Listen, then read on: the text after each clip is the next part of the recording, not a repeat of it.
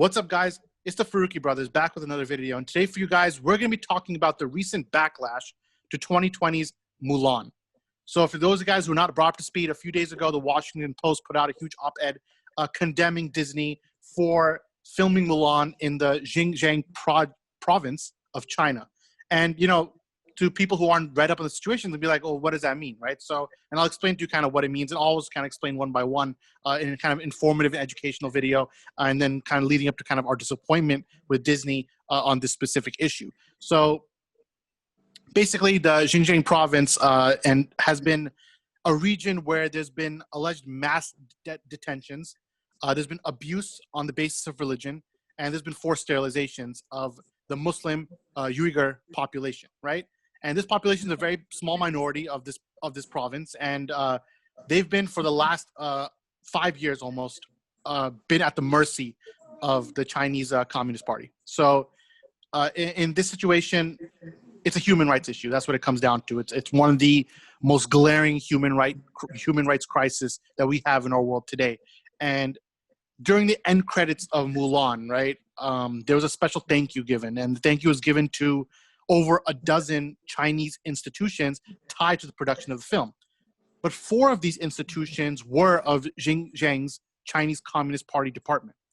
And not only that, there was even a special thank you at the end after to the police force that, according to Disney, and they helped them kind of shoot the film. But in reality, those who know that this exact police force is also the ones who've been detaining and part of the force that kind of executes these horrific crimes, right, against humanity. And, you know, the Muslim Uyghur population, you know, it's been on the receiving end of all of this, you know, and Zian, you can kind of touch on the beginning of this, and we'll kind of go through the round table. Yeah, I mean, just like you said, a lot of people aren't actually aware of what's going on. Like casual moviegoers watching Mulan, they don't know what that end credits mean. Most people don't even read the end credits. So the fact that it's actually coming out and being brought up is one a great thing in terms of how the media is handling it, because you can't let these things like this slide. You know, like they're not letting Disney go under the rug with this.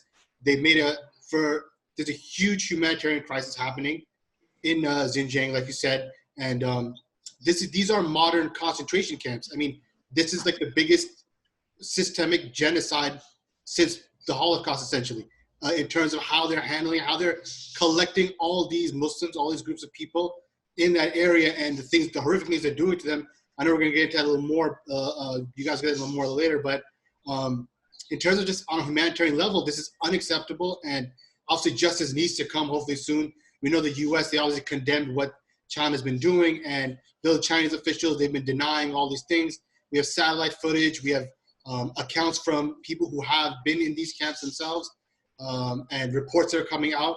So this is happening, and this is real.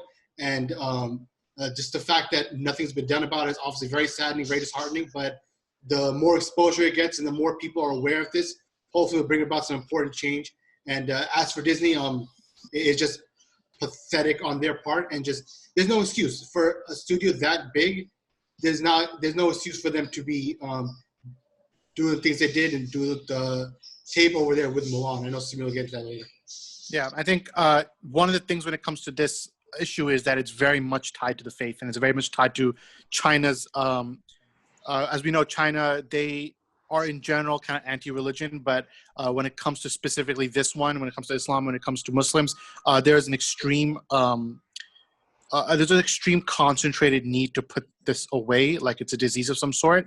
And again, you know, China, while they have been denying the claims officially on a government level, and they themselves are saying that these are recreational camps designed to combat radicalism, right? This is China's statement on it, right? And obviously the numbers paint a different picture, and specifically the numbers pointing to how Muslims are treated. So Umar, why don't you tell me more about that?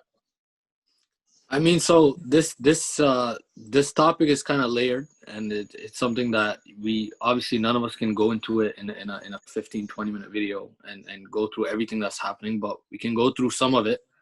So we have a report from the BBC where the data and documents detail some of the brainwashing that's going on of almost 1 million Muslims, maybe more. These camps are they come under high security prison camps, and what that means is basically, and these documents reveal that they basically have control over every prisoner's life, including when they sleep, when they go to the bathroom, when they eat, what they study, what goes in their head. So it's basically a absolute brainwashing. Even the food that they eat, everything is kind of everything is attacked, right? And what the goal of these type of camps is what you would call under the kind of the human rights, the international human rights framework. It's called cultural genocide, right? Where you're trying to basically wipe away not just the culture, but now we're talking about faith here, of over 1 million people. And what this does, it's funny that the statement that they released is that, oh, we were tackling radicalization. And, you know, just to speak on that part a bit, like, you have to understand that for young Muslims that are seeing these things happen, you have to understand the helplessness that they would feel when not only the situation in the West is that no one wants to talk about this issue, but even their own leaders don't want to talk about it. And what this helplessness does is that if you're young and you're stupid and you don't understand your own faith, what's going to happen is that you're going to have people that are going to try to do stupid things based on, you know, based on religion. Like, they're going to use religion as a tool to basically get you desperate enough to do something stupid. So that's one thing. It doesn't actually, what's happening there doesn't actually tackle radicalization. In fact, it's going to make it worse. But as far as what's happening there, I mean, they're changing the names of people, so Muhammad can't be your name anymore. They're making people drink, which in Islam is haram, meaning it's not something that is allowed. They're making people eat pork, which is also something that's not allowed. They're making them chant communist slogans, very specific slogans that, again, they go against the creedal beliefs of Islam. And not only that, when you look at testimony, because any human rights issue, it's not enough to look at what we have in terms of what's coming from the media alone. You have to look at the actual testimonials of the people that have went in and came out and they're alive. And you have so many witnesses coming forward and saying that they are actually making the women, okay? The women are actually being made to sleep with the soldiers. Now, the way these witnesses are coming out and saying this is that they're making us just sleep with them in terms of the bed, right? They're not going beyond that. But, you know, this is a completely closed prison, even in the open air, because, again, it seems like the blood of Muslims internationally, it seems like it's cheap. So you have this crime happening. Now, as for us, because we're covering it from a more entertainment standpoint, I can say that for a big company like Disney to either not know, which is incompetence, or to know and not care, which is even worse, for you to go into that region and then film a movie and have fun and whatever you want to do, that's like the peak of disrespect. So from my standpoint, that's all I kind of have to say about the subject. And I know that you guys can go and kind of talk more about it. Yeah, so, you know, Umar, let me just back up some numbers Umar is mentioning, because, you know, he mentioned kind of this is a wider issue and it covers not just Muslims, but it covers, you know, it's a human rights issue across the board. And, you know, the treatment and abuse of women is also very rampant. And one way they're doing it, one way they're doing cultural genocide, one way that they're taking away the rights of women is forced sterilization. And this is happening on a widespread. So official data, official numbers, also from a leak report, do say that, you know, there's been massive human rights abuses, and the birth rate painted an ugly picture, right? So according to the Associated Press here, who found these leaked documents, China used multiple methods, including IUDs, abortions, and sterilizations to cut down the birth rate of the Uyghur Muslim population, right? It's a demographic genocide in this sense, and the numbers really back it up. The birth rate in the Uyghur region has fallen 60% since 2018, right? Between 2015 and 2018, sorry. And in the Xinjiang region alone, The birth rate last year in 2019 was 24%, less than 24, and that shows that there's some dangerous stuff going on here. And it's one of those things where the numbers back it up. People whose testimony who've been there back it up. The U.S. government backs it up, so it's on a lot of levels. And Samir, why don't you kind of take us home on that front?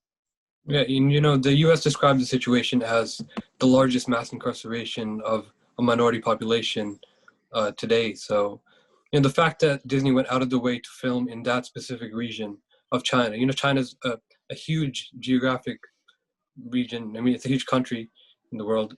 So the fact that they went out of their way to film in that region, yeah, it's just it's, if not completely ignorant, it's they're blind to the situation, to say the least. Yeah, and again, we kind of tie it back to Disney and tie it to Mulan, right? And this is not about what we think about Mulan. It's not doesn't matter what we think about it, because it doesn't matter. It's not part of the situation, right? There's been this movie's kind of been rooted in controversy. The actress who played Mulan last year said, "I support the Hong Kong police, and you can beat me up now," right? And that was in response to, obviously, there's a heavy human rights crisis in general across China, and the people have been fighting against their government and fighting against their police force. And there's also been extreme riots.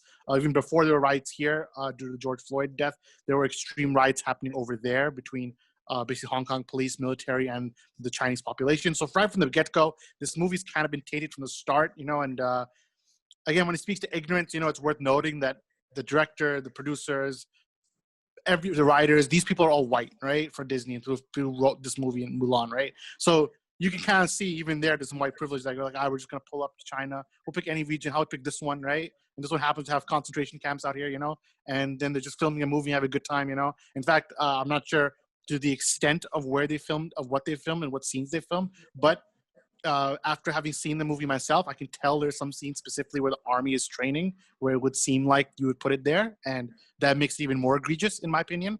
So overall, I have to say that it's very disappointing of Disney to kind of make this move, and again, this is the number one studio in the world right now in terms of money. There's no excuse, and Disney claims a lot that we're going to be supporting or trying to get inclusivity and stuff like that, but you have to be intersectional about that. You can't just be about America. You got to be about the whole world. And if you're specifically filming in an area of China, okay, and you didn't try to cover up, you're going to thank the police after. You're going to thank them, So this it just leaves a sour taste in everyone's mouth, specifically Muslims. And then as Muslim journalists ourselves, we thought it was important to cover this and shed light, because obviously, and it includes us. We don't know all the story, and there's so much research to do. But I know our audience watching this comic book debate audience, you guys are used to us covering the heavy hitting topics. Like, we'll talk about gun violence in America. We'll talk about race relations in America. We'll talk about the pandemic. We'll do a lot of things like that. So this is no different. We're going to use our platform to speak up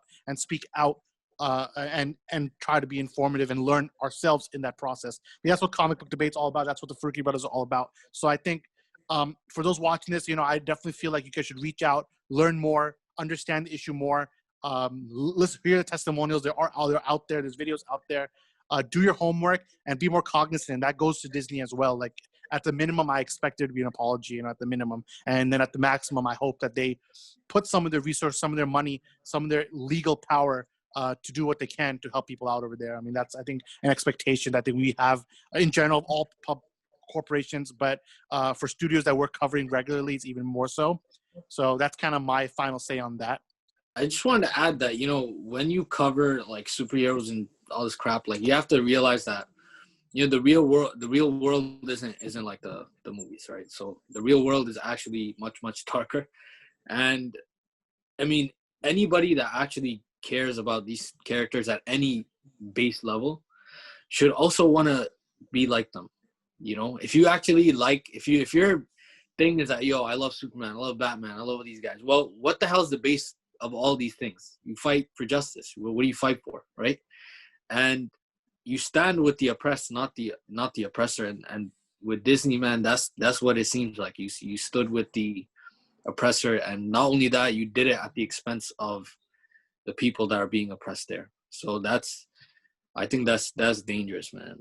That's the dangerous thing about this whole thing, is that a movie studio actually could not care. Imagine for a second, just imagine if the Holocaust was happening, these guys went and they filmed 2 minutes from there. Like, imagine the outcry that the world would have. So it goes to show you that there's a double standard here. And I hope that we're not the only ones that call it out. I hope that anybody that sees this video does their research and also, in your own way, raise awareness and do what you can. So, right. And, I got to say, I was actually proud of the entertainment industry for once. It's not very rare that you could say that. Well, I'm interested in journalism in general because I feel like people did come out this week. And normally if Mulan wasn't the one who did it, ain't no one talking about this unless you're specifically looking for, obviously, the Associated Press, BBC. They are doing their investigative journalism to root these things out. And, of course, the local press over there who are basically facing death if they speak out about this. So they're doing their job as well. So we got to put it out there for the journalists who are actually putting the work in, the hours to do it. But in our little sphere of entertainment journalism, which is considered fluff news, puff news, right? And people came out. When they said Mulan was doing this, I saw THR, I saw Deadline, I saw Variety, everyone was giving their opinion. So we got to do more of that, and we got to use our platform for good. And for sure, we'll be doing that as long as you guys will be listening to us. And if you weren't, we'll be doing it anyways. That's how it is. So from myself, from Zayan, from Umar, and from Samir, we're the Farooqi Brothers, and we'll see you next time. Peace out.